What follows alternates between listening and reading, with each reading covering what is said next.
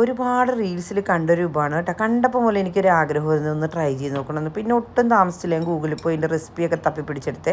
Childhood സ്പെഷ്യലാണ്, Dubai സ്പെഷ്യലാണെന്നൊക്കെ പറഞ്ഞ് ഒരുപാട് പേര് ഇട്ടിട്ടുണ്ടായിരുന്നു കേട്ടോ ഈ ഒരു വീഡിയോ. അപ്പോൾ ഇത് തയ്യാറാക്കുന്നതിന് വേണ്ടി ഞാൻ ലൂണയുടെ ഇവാപ്പറേറ്റഡ് മിൽക്ക് എടുത്തിട്ടുണ്ട്, പിന്നെ ക്രീം എടുത്തിട്ടുണ്ട്, ഇഞ്ചി, പട്ട, ഏലക്ക, പിന്നെ സാഫ്രോൺ, തേയില, പഞ്ചസാര, വെള്ളം, ബ്രെഡ്, ഇത്രയാണ് നമുക്ക് വേണ്ടത് കേട്ടോ. അപ്പോൾ തുടങ്ങിയാലോ. പാനിലേക്ക് പാലൊഴിച്ച് കൊടുത്തിട്ടുണ്ട്, പൊടിച്ച ഏലക്കയും പട്ടയും ചതച്ച ഇഞ്ചി ഇട്ട് കൊടുക്കുന്നുണ്ട്.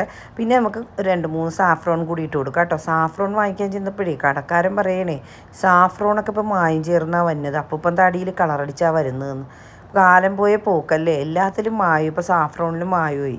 ഇനി നമുക്ക് ബ്രെഡിലേക്ക് ക്രീം തേച്ച് കൊടുക്കാം. ക്രീമിൻ്റെ ടിന്നെ പൊട്ടിച്ചിട്ട് പൊട്ടുന്നില്ലായിരുന്നു, ഒരു കണക്കിനാണ് കേട്ടോ വലിച്ചു പൊട്ടിച്ചത്. ഇനി അത് ബ്രെഡിലേക്ക് നമുക്ക് തേച്ച് കൊടുക്കാം. എന്നിട്ട് വേറൊരു ബ്രെഡ് കൊണ്ടുവന്ന് കവർ ചെയ്ത് വെക്കാം. ഈ സമയത്തെ നമ്മുടെ പാൽ അവിടെ നമ്മൾ തിളപ്പിക്കാൻ വെച്ചിട്ടില്ലായിരുന്നു, അത് നന്നായിട്ട് ചൂടായി വന്നിട്ടുണ്ട്.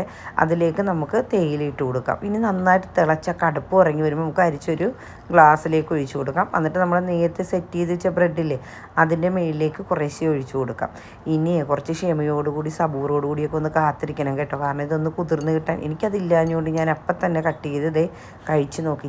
ഞാൻ വിചാരിച്ചതേ വലിയ ടേസ്റ്റൊന്നും ഉണ്ടാകില്ലെന്നോ, പക്ഷേ നല്ല അടിപൊളി ടേസ്റ്റ് ആയിരുന്നു കേട്ടോ. ഒരു പ്രാവശ്യമെങ്കിലും ഒന്ന് ട്രൈ ചെയ്ത് നോക്കുക. വീഡിയോ ഇഷ്ടമായ കമൻറ്റ് ചെയ്യുക, ഷെയർ ചെയ്യുക, ഫോളോ ചെയ്ത് കൂടെ കൂട്ടാനും മറക്കരുതേ.